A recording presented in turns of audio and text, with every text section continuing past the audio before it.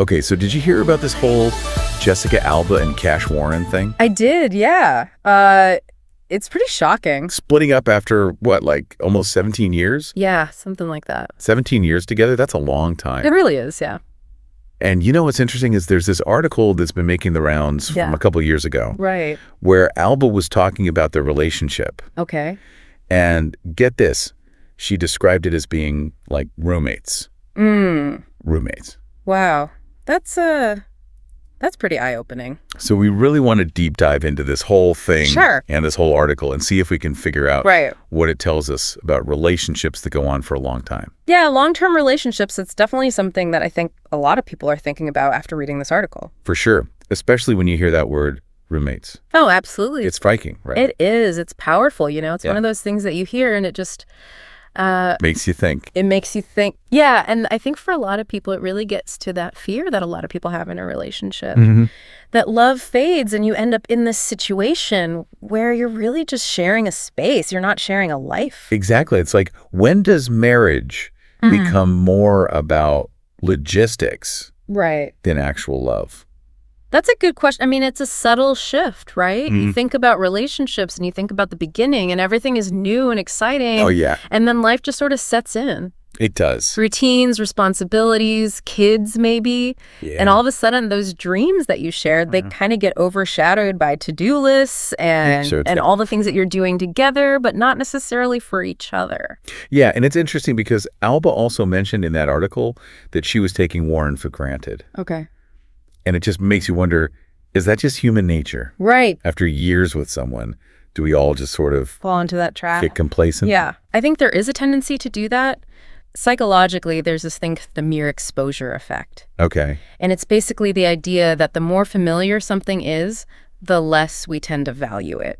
So we get used to it. We get used to it. We get used to the good things. Yeah. Even with love, we kind of become desensitized to all the wonderful things our partner brings to our lives.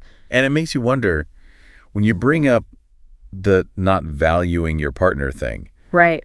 Alba even admitted that she wasn't always considering Warren's feelings. Ouch. Like, that must have been hard to admit. Yeah, and it really makes you think about the importance of emotional intelligence. You know, that ability to not just understand, but respond to your partner's emotions. Especially when life gets in the way. Yeah, even when you're stressed, distracted, thinking about work or the kids or whatever. Right. It's about recognizing that your partner is going through something and being there for them emotionally. Yeah, and it kind of goes back to that whole roommate analogy. You think about it, would you treat a roommate the same way? Probably not now. You wouldn't just ignore their feelings. Yeah, you would hope not. Right. But sometimes in a long-term relationship, we do. For some reason, those things slide a little more easily, don't they? They really do. But, Alba did say that they were trying to communicate, work through their problems. Right. So isn't that enough to get past this whole roommate thing? Well, communication is key, I'll say that. Yeah. Absolutely critical. Being able to talk openly and respectfully, that's the foundation. Yeah. But it's not the whole picture. It's not the whole story. Okay. Think about it this way. You can communicate with your roommate about whose turn it is to do the dishes. Yeah. Right. But that doesn't necessarily make you best friends. That's a good point. You can talk about logistics and all that, but there needs to be more. So what else can couples do?